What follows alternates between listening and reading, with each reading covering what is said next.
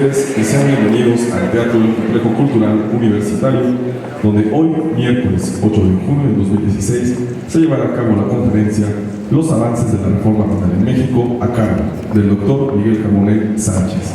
Para dar inicio a este evento, presentaremos a las autoridades que hoy nos acompañan. En la representación personal del doctor Alfonso Esparza Ortiz, rector de la UAP, nos acompaña el director de la Facultad de Derecho y Ciencias Sociales, el doctor Roberto Santa Cruz Fernández.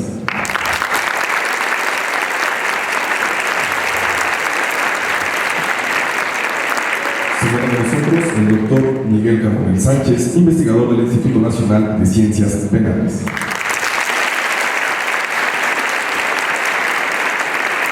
De igual forma, se encuentra con nosotros el secretario académico de esta facultad, el maestro José Francisco Ávila Caso.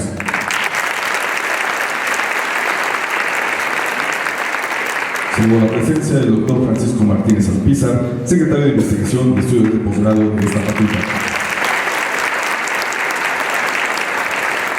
Siendo con nosotros el maestro Demetrio Abundes Apresa, secretario administrativo de la Facultad de Derecho. Y luego damos más la bienvenida a maestras, maestros, alumnas y alumnos de esta facultad e invitados especiales. Sean todos ustedes bienvenidos.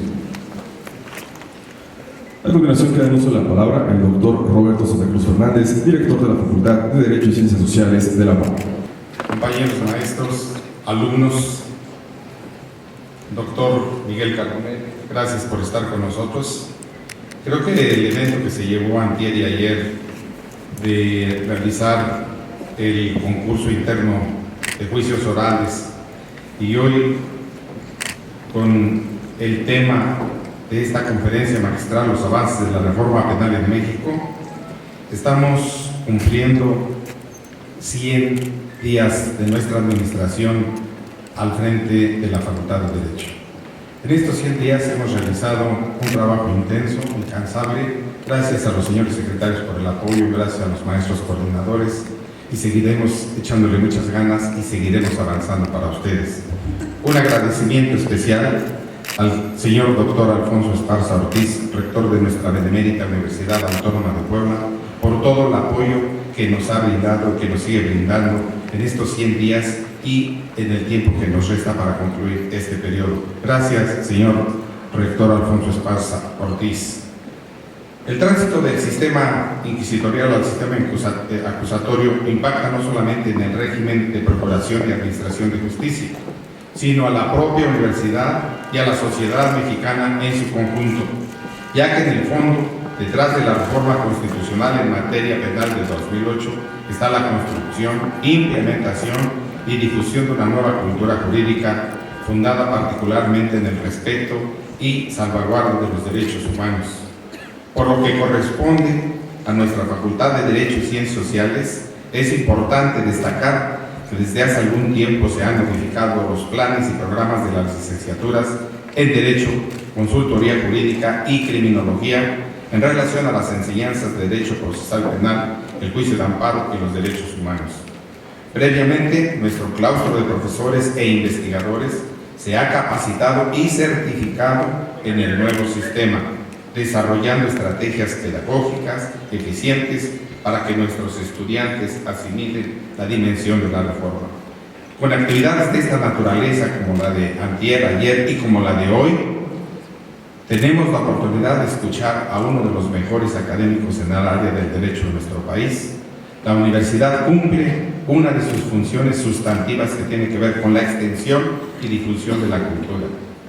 Por lo tanto, a todos ustedes les agradezco que nos apoyen, que nos acompañen, sean bienvenidos a este evento en el cual estamos cumpliendo 100 días al frente de esta administración. Muchas gracias por su apoyo, muchas gracias por venir y desde luego les pido que sigamos trabajando y luchando por nuestra Facultad de Derecho. Gracias, señor rector Alfonso Esparza Ortiz. Pido la presencia para entregar el tercer lugar, la presencia del alumno Marcos Jair Hernández Peña, María Guadalupe Vázquez Huerta, Arcelia Ramírez Sánchez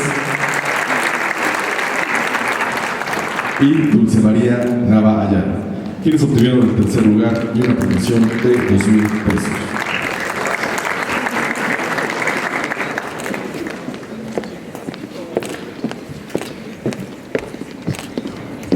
Por el segundo lugar, obteniendo un premio de 3,000 pesos, pido la presencia de Edlin Ortega Arias, Fernanda Estefanía Hernández Sandoval,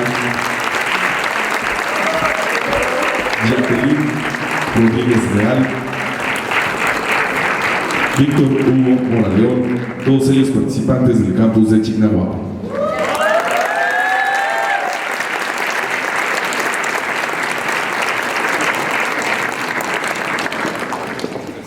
Y pido la presencia de Daniela María Méndez García,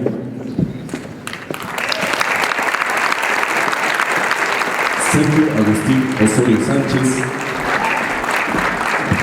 Juan David Pérez Camacho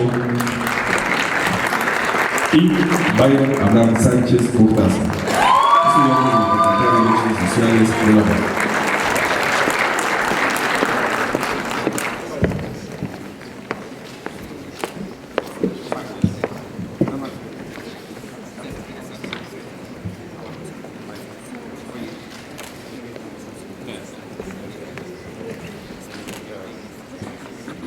Y doy con uso la palabra al doctor Roberto Sandermis Fernández, quien dará la lectura del currículum del doctor Miguel Carbonell Sánchez, quien dará la conferencia magistral en estas instalaciones.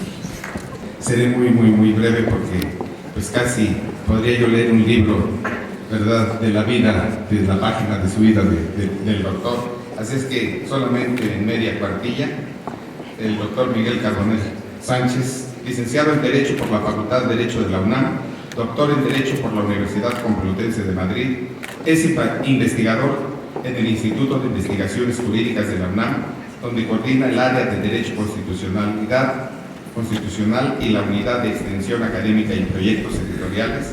Es miembro del Sistema Nacional de Investigadores Nivel 3 desde enero del 2005, siendo el más joven científico del país en lograr este nivel. Autor de 44 libros y coordinador o compilador de otras 49 obras, ha publicado más de 400 artículos en revistas especializadas y obras colectivas en México, España, Italia, Inglaterra, Argentina, Brasil, Colombia, Ecuador, Perú, Chile, República Dominicana y Uruguay.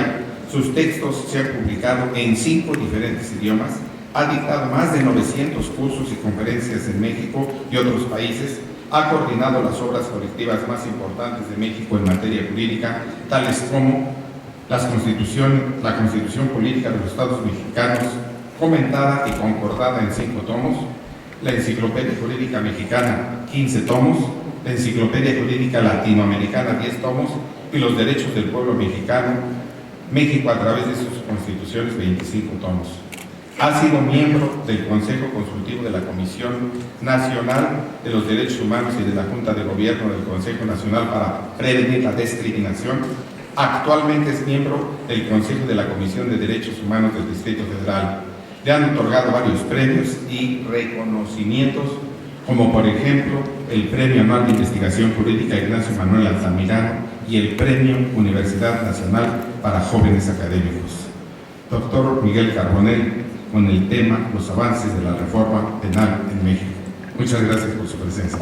Es para mí un verdadero privilegio, un honor estar nuevamente visitando esta benemérita Universidad Autónoma de Puebla, visitando a su Facultad de Derecho. Gracias, señor director, por la gentileza de recibirme en este complejo cultural que siempre lo digo cuando vengo y lo digo sinceramente, es un modelo a nivel nacional. No podría yo citar otras instalaciones universitarias en el país, y créanme que las conozco casi todas, con esta prestancia que tiene este complejo cultural. Cada vez que entro y veo las instalaciones y veo a tantos jóvenes que lo aprovechan, con tantas actividades culturales, con actividades gastronómicas también, porque pues ahí estaban los restaurantes y ahorita me asomé y estaban llenos también todos los restaurantes. En fin, vengo yo de la UNAM, ustedes lo saben, pero me da mucha envidia esta parte de la benemérita Universidad Autónoma de Puebla. Deben ustedes sentirse muy orgullosos de ello y aprovecharlo. Ya lo decía el señor director, y yo quiero sumarme a este llamado a los estudiantes a que aprovechen lo que su universidad les ofrece, la universidad pública del Estado de Puebla, y a que verdaderamente le saquen provecho.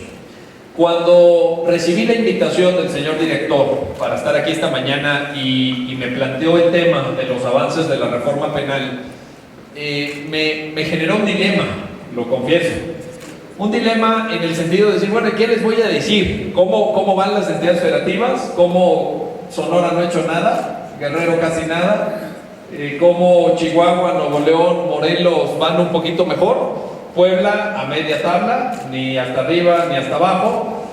¿Y qué ha hecho la Policía Federal? ¿Y qué ha hecho PGR? ¿Y qué ha hecho CETEC? ¿Y qué ha hecho el Poder Judicial Federal? ¿Y cómo está funcionando el Centro de Justicia Federal aquí en Puebla, que es el más activo? Es el que mayor número de audiencias ha desarrollado ya con el nuevo sistema bajo jurisdicción federal. Esa era una posibilidad, pero luego pensé, dije, el auditorio es de estudiantes. A los estudiantes no les interesa un informe de actividades, de cómo va la reforma en Sonora o en Baja California, o qué están haciendo bien en Sinaloa o no lo están haciendo bien. Yo creo que a los estudiantes lo que les puede interesar más y sobre todo lo que les puede servir es que esta mañana les cuente qué es lo que ustedes tienen que hacer. Así que vengo a hablarles de ustedes. Cómo ustedes, como protagonistas del futuro del procedimiento penal mexicano, y en general del procedimiento oral, porque mucho de lo que les voy a decir aquí tomará como base la reforma del procedimiento penal, pero se puede aplicar también a otras distintas materias. Recordemos que ya tenemos oralidad mercantil para proceso ordinario de baja cuantía, pero con una iniciativa de reforma del Código de Comercio ya presentada por el presidente de la República para quitar el tope. Y en un plazo de 3 años estar ya litigando todos los juicios ordinarios mercantiles con oralidad. Recordemos que tenemos también oralidad familiar, nada más que la materia familiar, como es competencia del Foro Común, va por entidades federativas. Hay algunas, en la Ciudad de México, por ejemplo, ya tenemos oralidad completa, total en materia familiar. Y recordemos también que viene una profunda, lo comentaba ahorita, viene una profunda reforma en materia de procedimiento laboral. Ya está presentada la iniciativa, tanto para modificar la Constitución como de reestructuración de la Ley Federal del Trabajo. Ya está presentada esa iniciativa y, entre otras cosas que hace, se los adelanto, desaparecen las juntas de conciliación y arbitraje. Mi opinión personal, que bueno, ya era hora, no estaban funcionando. Y viene todo el procedimiento en tribunales laborales integrados a los poderes judiciales, tanto las entidades federativas como Poder Judicial de la Federación, con oralidad.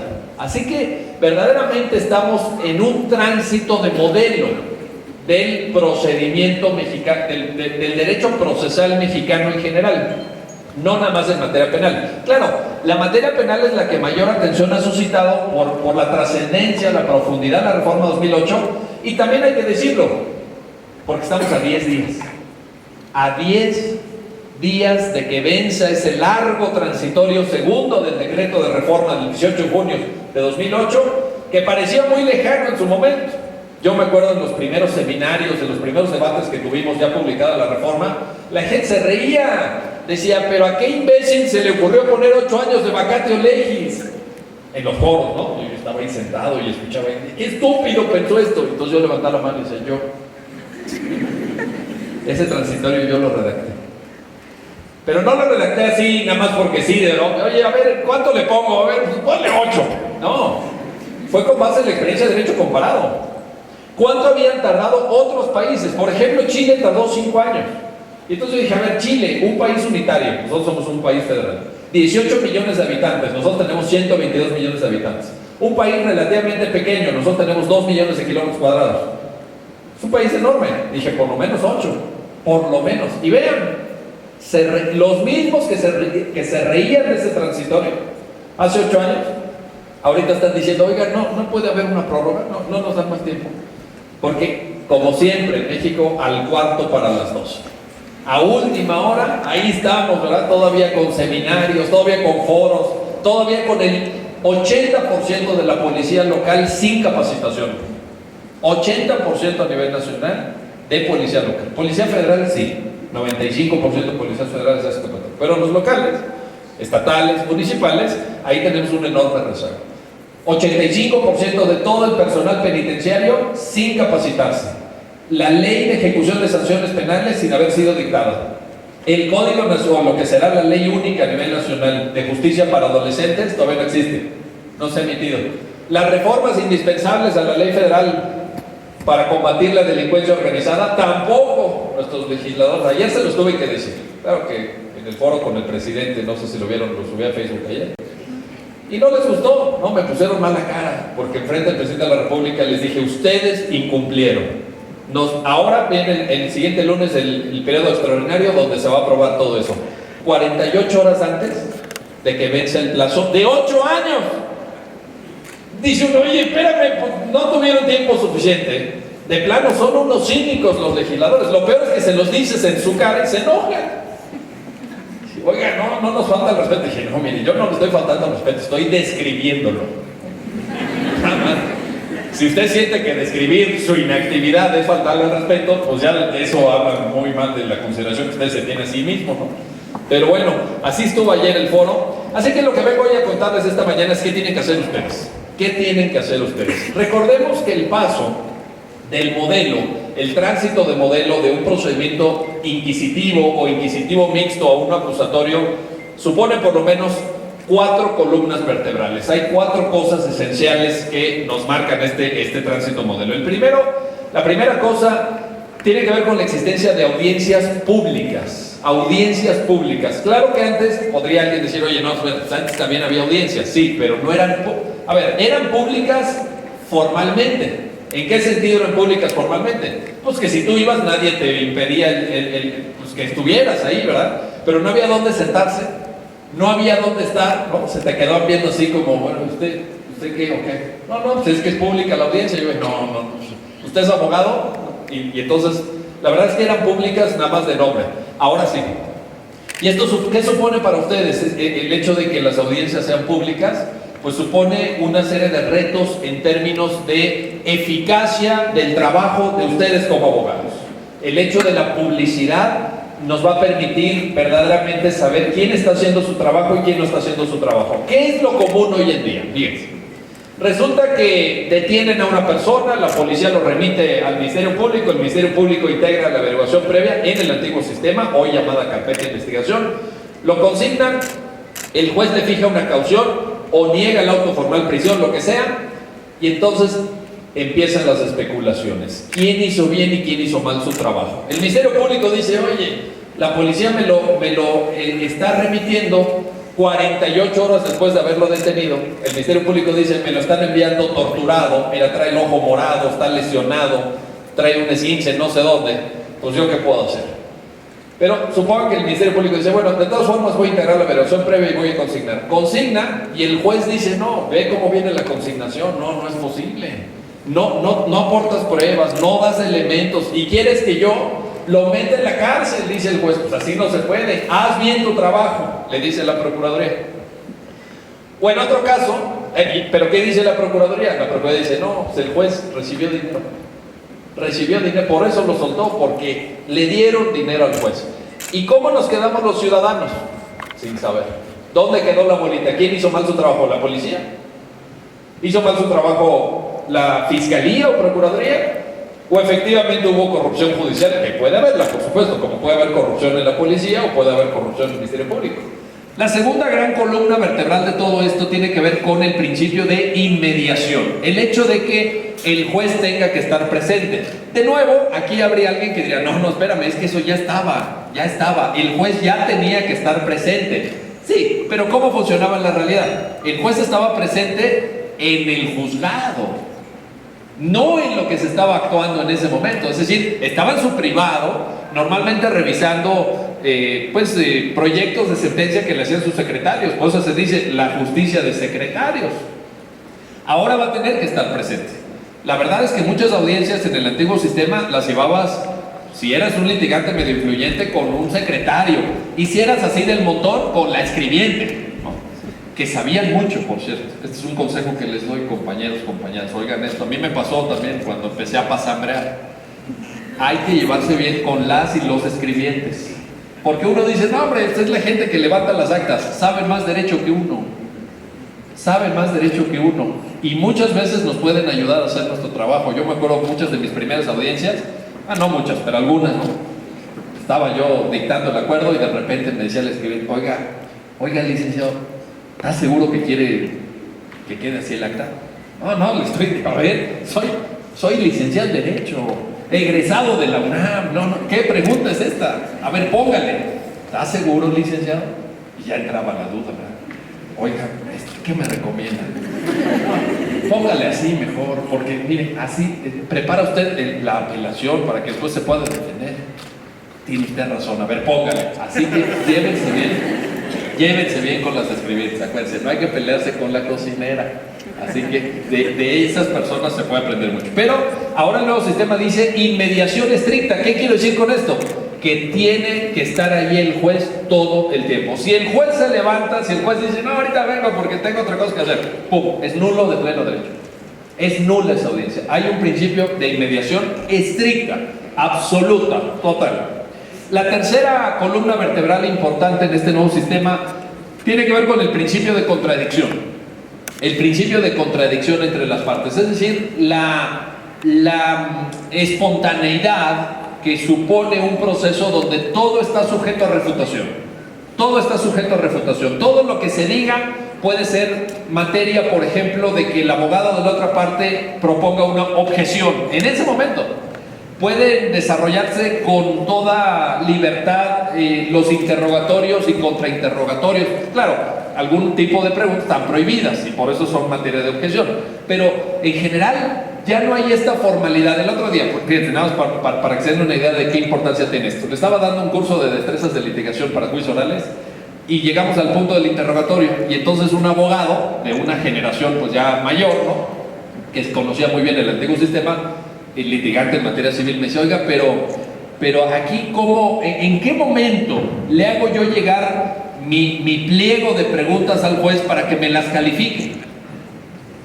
Para que se las... Sí, no, me dice, no, pues es que ya para que cuando el juez me las califique, ¿verdad?, ya me ponga palomita las preguntas que yo le voy a poder hacer al testigo. No, le digo, licenciado, perdone, pero es que esto no funciona así. No es de que te califique previamente el juez, no es el típico, y diga el testigo si es cierto como lo es, ¿no? No, la fórmula, esto ya no funciona de esta manera. En ese momento tú haces las preguntas, digo, espero que las traigas preparadas, y si no, ni modo, pero es en ese momento. Y en ese momento el abogado de la otra parte objeta o no objeta, si es que está viendo su iPad, o está viendo su Facebook, o está distraído viendo el celular, ni modo. Ese principio de contradicción le da mucha frescura. ¿A qué grado llega esto? El Código Nacional de Procedimientos Penales dice que el juez no puede interrumpir un interrogatorio. No puede interrumpir, salvo por cuestiones de orden público. Entonces, ¿quién tiene la responsabilidad de la conducción de esas audiencias? Los abogados. Y si hay una pregunta objetable que el abogado por sonso, por lento, por bruto, no objetó, se da por buena. Oiga, pero resulta que era una pregunta ambigua, sugestiva. ¿Sí? Ni modo. El otro andaba distraído, no sé qué. ¡Pum! En ese momento se da por buena la respuesta que emita el testigo. Así que este principio de contradicción agrega mucho valor, creo yo. Agrega mucho valor y nos da una gran responsabilidad, eso sí. Nos da una responsabilidad enorme a los abogados como corresponsables de la conducción del procedimiento. Ya no todo queda bajo la responsabilidad del juez, también nosotros tenemos que aportar de nuestra parte, y eso tiene sus consecuencias. Más adelante se los voy a decir. El cuarto principio estructural, vertebrador de este nuevo sistema, tiene que ver con lo que ya decía el señor director de manera tan atinada, el respeto a los derechos humanos. Esto es muy importante porque siento que el tema de derechos humanos, es mi percepción, a lo mejor me equivoco, se ha venido banalizando un poco. Como que de repente todo el mundo usa los derechos humanos, o como que todo el mundo argumenta con derechos humanos, y yo creo que el nuevo sistema penal nos invita a tomarnos en serio estos derechos, a tomarnos en serio. Por ejemplo, a tomarnos en serio el derecho que está en el artículo 16 a que si una persona es detenida por la policía, sea puesta a disposición inmediatamente. Así dice el 16. Sea puesta a disposición inmediatamente del Ministerio Público, es decir, que no lo traigan dando vueltas, que no lo estacionen en una casa de seguridad a ver si reflexiona, ¿no?, a ver si piensa, y a ver si le dan unas cachetadas, etc. Inmediatamente. Y si no es conducido inmediatamente, se presume detención arbitraria y tortura, además. Se presume tortura. Así que ahí tenemos una oportunidad de tomarnos en serio esto. Tenemos la oportunidad de tomarnos en serio. Este es un tema que hemos venido debatiendo con energía, creo yo. Tenemos la oportunidad de tomarnos en serio el debido proceso legal. Hace unas semanas estuvimos debatiendo, algunos de ustedes a lo mejor de repente siguen los artículos que publico en el periódico El Universal. Yo llevo 10 años escribiendo catorcenalmente en El Universal, y uno de los últimos respondía a un artículo de Nelson Vargas, este deportista y empresario famoso, donde Nelson Vargas hablaba del maldito debido proceso. Porque resulta que en un proceso penal en contra de una persona acusada de formar parte de la banda que secuestró y mató a la hija de Nelson Vargas, a Silvia Vargas, en un hecho dramático y terrible para cualquier padre de familia, ¿sí?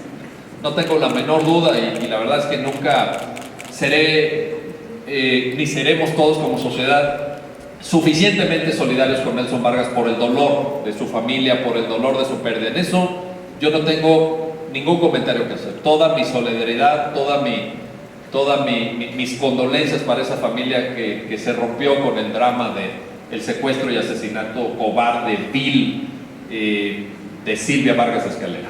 En eso no tengo duda. Pero Nelson Vargas se dolía y decía: maldito debido proceso legal, porque dejan libre a una persona que estaba acusada de haber formado parte de la banda. Esta se llamaba la banda de los Rojos, una banda de secuestradores. Y uno dice: oye, no es posible, estos jueces, malditos jueces, ¿cómo es posible? Pero cuando ya te metes a la letra fina, yo me metí a la letra fina y dije: a ver, ¿qué pasó ahí? Verdaderamente fue indebido. Fíjense, el asunto está de esta manera, se los voy a contar para que vean cómo es en la realidad. Secuestran a un comerciante, paga la familia el rescate, lo dejan suelto, y este comerciante en la Ciudad de México va un día caminando por una calle y de repente se topa con un sujeto enfrente, y el sujeto como que desvía la mirada, así como que dice: ay, así como que...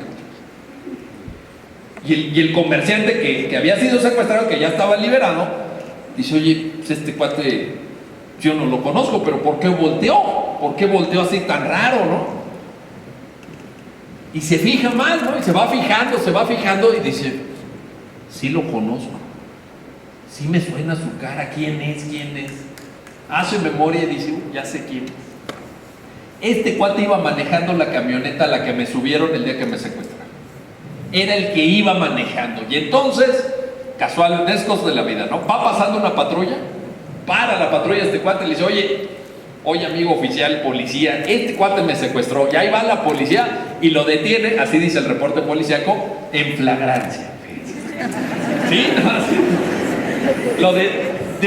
Detenido en flagrancia. Vean qué joya de la imaginación policíaca, ¿no? Según el policía, pues eso era en flagrancia, ¿verdad? Que te señalen en la calle un cuate, que te diga: no, pues este cuate me secuestró. Entonces llega la policía y te detiene en flagrancia, según. Pobrecitos, no han recibido capacitación, no han leído nada, no entienden nada. Bueno, entonces dicen en flagrancia, en el reporte oficial. Bueno, y resulta que lo ponen a disposición del Ministerio Público. El Ministerio Público judicializa el asunto, pero ¿con qué elementos de prueba? Con la única imputación de este señor. Era lo único. No había más. El señalamiento de la presunta víctima fue él. No había ningún otro testimonio, no había cámaras, no había nada. Y le practican una diligencia, que es identificación en cámara de Gesell. La cámara de Gesell es un método de identificación muy conocido, lo hemos visto en muchas películas, donde hay un cristal translúcido, está la víctima, la autoridad, los abogados de este lado del cristal, y del otro ponen a 5 o 6 personas para que haya una identificación directa, sí, fue él. De estos 5 fue el número 4, por decir algo. Pero en la diligencia de cámara de Gesell no acude el abogado del detenido, se realiza sin presencia el abogado del detenido. Y entonces, cuando promueve el recurso el abogado en contra del auto de vinculación a proceso, pues se decreta la libertad por una sencilla. Y entonces Nelson Vargas dice: maldito debido proceso legal, malditos abogados, leguleyos, legalistas, absurdos, formalistas. Y yo digo, no, yo le conté, eso fue un sábado, y yo le contesto el martes siguiente en la Universal y digo, bendito debido proceso legal. ¿Por qué? Porque es muy fácil, cuando no está el abogado del detenido, que hagan una práctica, en Estados Unidos se conoce mucho, que se llama, en inglés se llama framing, la traducción es encuadramiento, enmarcamiento. ¿Qué significa? La policía ya tiene la declaración de la víctima, ya dijo, no, fue un cuate de 1.70, tez morena clara, cabello oscuro, etcétera, etcétera. Eso ya lo tiene la policía, ya sabe que dijo eso el detenido, y entonces ponen a puros cuates de 1.50, no estoy exagerando, y al cuate de 1.70 y puros cuates así güeros y uno moreno. ¿Y a quién va a identificar la víctima? Si ya declaró que era moreno, de tez morena clara, etc. Pues al único que se parece. ¿Por qué necesitamos que esté ahí el abogado? Pues para que pongan gente que más o menos, pues haya por lo menos la duda, ¿no? Si no, y traía el pelo corto y me ponen a puro melenudo, menos a uno. Y además, la autoridad le dice, recuerde usted que declaró bajo protesta de decir verdad, ¿eh? Si no, ahorita lo metemos a usted por falsedad de declaración, así que diga quién fue. Pues el número 4, ahí está. ¿Necesitamos que esté el abogado, sí o no? Es más, ¿quién de ustedes se desearía sujetar a una ronda de identificación en cámara de Gesell sin su abogado presente? ¿Quién? ¿Quién dirá, no hombre, yo a un lado el debido proceso, me vale? Y con la única imputación de una persona. De una persona. Yo digo, la abogada me secuestró. Esta que está ahí. Policía, haga en flagrancia. En flagrancia. Llévensela. Y la voy a identificar ahorita en cámara. Dije, es más, la del saquito amarillo. Esa. La del saquito. Listo. La voy a identificar. ¿Qué quiere Nelson Vargas? ¿Que con eso metamos a la cárcel a alguien? ¿De veras? ¿De veras quieren eso? ¿Ese es el tipo de justicia que este país merece? Sin pruebas, sin nada. No, yo creo que tenemos que tomarnos en serio el debido proceso, porque forma parte de los derechos humanos, porque forma parte de la calidad de la justicia que queremos en México, porque de otra manera, pues caemos en lo mismo, caemos en la arbitrariedad, caemos en el que agárrenme a quien sea, ¿no? De preferencia al más feo, al más fregado, un pate que viva en una colonia marginal, fregada, tatuado, joven, que no tenga contactos, que no le pueda hablar a nadie, que nadie lo defienda, le pones al peor defensor público que hay, al más ocupado, al que sacó 6 en la carrera, toda la carrera, y que él lo defienda. Y a ver cómo le va. Y pues sí, el 93% de sentencias de primera instancia en el anterior sistema eran condenatorias. 93%. Tu posibilidad de ganar en primera instancia era cercana a 0. Solo si se moría el único testigo o algo así. Nada más. Pero ahora sí se pide respeto a los derechos humanos. Esta es la cuarta columna vertebral. Ahora, déjenme regresar un poquito al principio. Decíamos, audiencias públicas. ¿Qué significa esto para ustedes? ¿Qué significa la idea de que ahora tengamos audiencias públicas para el desempeño que ustedes, muy pronto, ya en el ejercicio profesional tendrán que hacer? Varias cosas. La primera, lo pongo en estos términos: dominio de la escena. Dominio de la escena. Desde lo más básico, hablar en público. Y ojalá los concursos sirven mucho. Los concursos sirven mucho. Aquí están los campeones del concurso de la Facultad de Derecho. Y lo saben, y no me dejarán equivocarme en esto. Pero desde lo más básico, hablar en público. Y la pregunta que les tengo que hacer esta mañana es esta: ¿saben, están ustedes preparados para hablar en público? Wow. ¿Cuántos me dijo que había aquí? ¿Cuántos me dijo? ¿Cuántas personas? 800 y solo uno dijo. No, buen promedio. No, ya me voy tranquilo. No, ya me voy confiado. Ya estuvo. No, felicidades, director. No es culpa del director. Ni le sirven, porque no es culpa del director. Además, últimamente tampoco es problema del director, es problema de ustedes.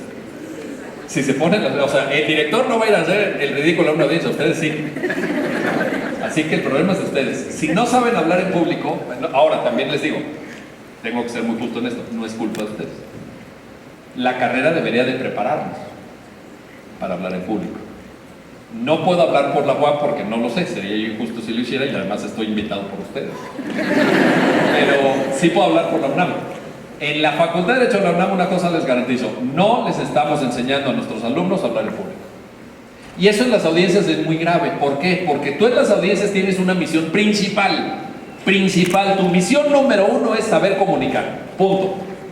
Si tú te sabes de memoria la teoría del delito, si sacaste 10 en Derecho Penal 1, si articulas muy bien tu teoría, que está muy padre, pero si el juez no te escucha, ¿por qué no te escucha? Porque hablas así, no tienes que hablar de los elementos típicos. Te tiene que escuchar el juez. ¿Quieres que te dé la razón? Te tiene que escuchar. Segundo, te tiene que entender. Porque no nada más te tiene que escuchar. Si balbucea, nada más, pero en alto volumen, pues tampoco te va a ir bien. Entonces, lo primero es esta presencia en la escena. Y no es fácil, ¿eh? No es fácil. Ustedes ahorita sí me están viendo desde ahí tranquilamente, ¿verdad? Me están grabando con sus tele padrísimo. Mira, llega con su papelito, ya lleva 40 minutos hablando. Es regalado. Regalado hablar en público. No se confundan. No se confíen. Parece yo a lo mejor me ven y me dicen, no, mira, ahí traes sus noticias. Muy fácil.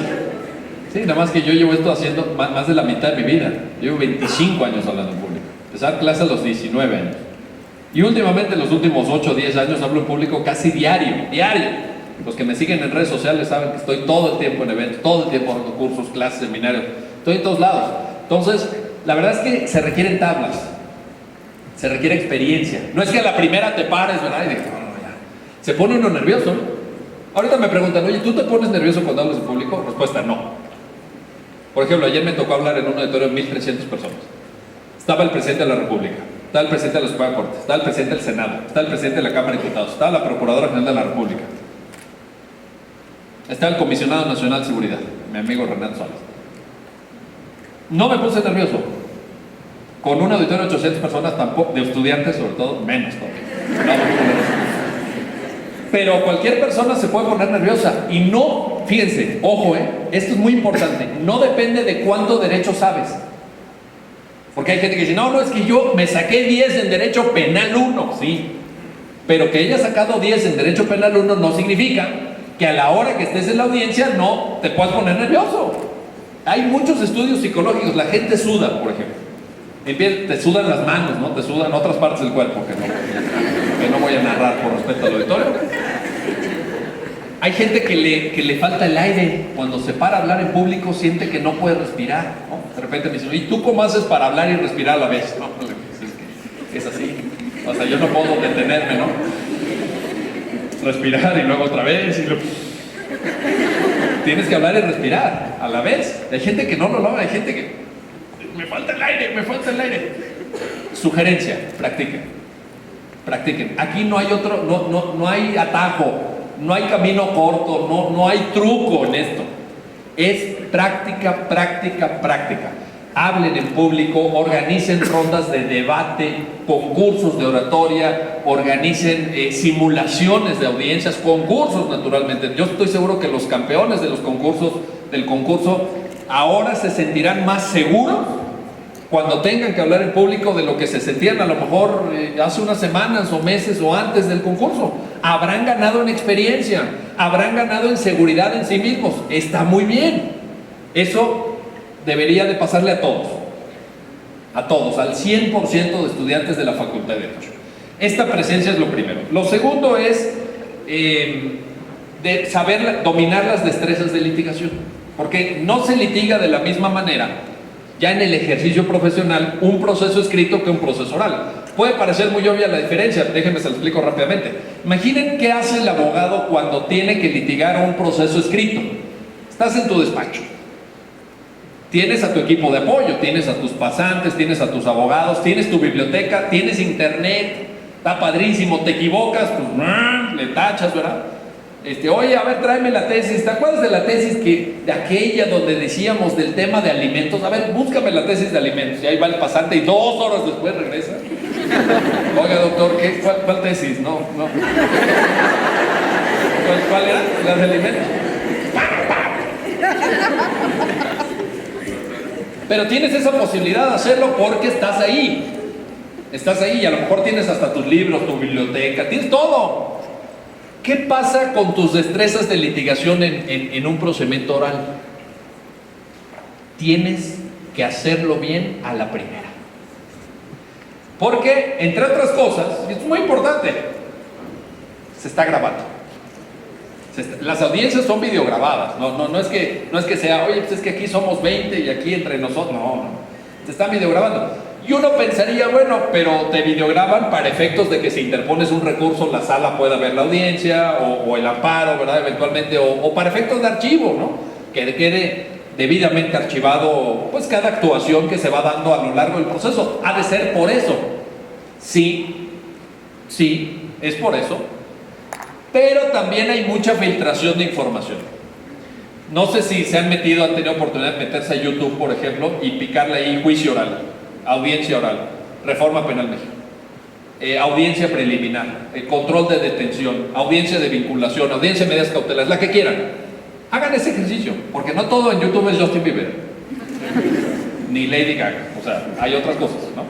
Entonces, pongan eso y van a ver la cantidad de audiencias reales que ya están en línea. Y hay muchas audiencias, no sé si las han visto o no. Sí. Dígamelo, ¿alguien las ha visto? ¿Sí? ¿Alguno de ustedes? ¿Sí? Ok. No me dejarán mentir en esto. Hay unas donde el desempeño de los abogados es penosísimo. Hay una famosa donde una abogada, Ministerio Público, se le pone al tú por tú a los gritos al juez. Ignorante, le dice, cállese, licenciada, ignorante, así, a gritos, la terminaron corriendo. Pero ya hizo el ridículo su vida. Aquí el asunto es que si tú haces el ridículo de tu vida en una audiencia oral y alguien, por la razón que sea, la sube a YouTube, olvídate, es el final de tu carrera. Ya, pon un Oxxo, ¿no? Opción 1, pon un Oxxo. Opción 2, un puesto de tacos, maneja taxis, no sé, algo. Como abogado ya no lo hiciste. Vas a hacer el hazmerreír. ¿Y saben qué pasa en las audiencias? Esto es muy importante.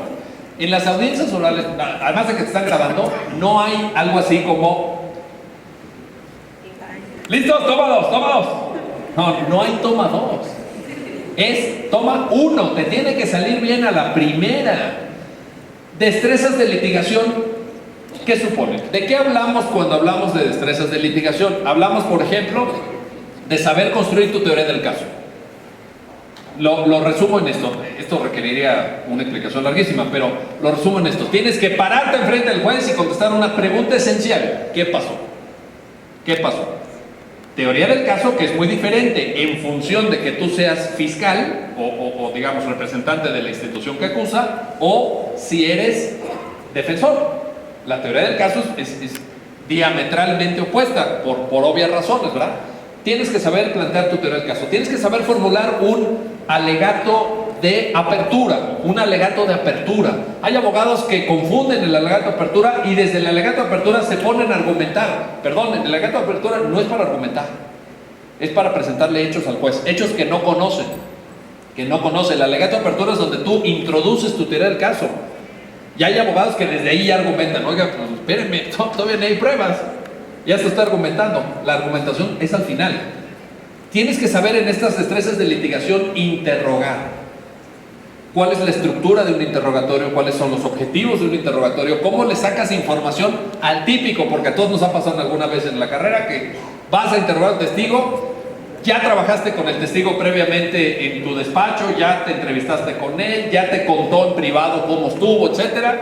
Llegas a la audiencia, le haces las mismas preguntas que le hiciste en tu despacho, en privado, y ya en la audiencia el testigo dice, no me acuerdo. Oiga, pero aquella noche donde usted vio y no me acuerdo. No te dan ganas de... No. Pero tan bien que me lo contó y ahorita no me creo. Con su babosada. ¿Qué hacemos? Abogados no preparados en destrezas de litigación dicen, no, pues ya. No se acuerdan, no, ya te sientas, te da coraje, y dices, bueno, next. Pero si sí dominas las destrezas de litigación, si le sabes a las destrezas de litigación, te conviertes en un tiburón que está dando vueltas y vueltas y vueltas a su presa hasta que la presa cae. Porque tú te paras a interrogar con una sola misión, ya se los dije, sacar información. Y hasta que esa información no se la saques, no vas a dejar al testigo. Hay muchas técnicas para sacar la información al testigo que no quiere, al testigo hostil, al testigo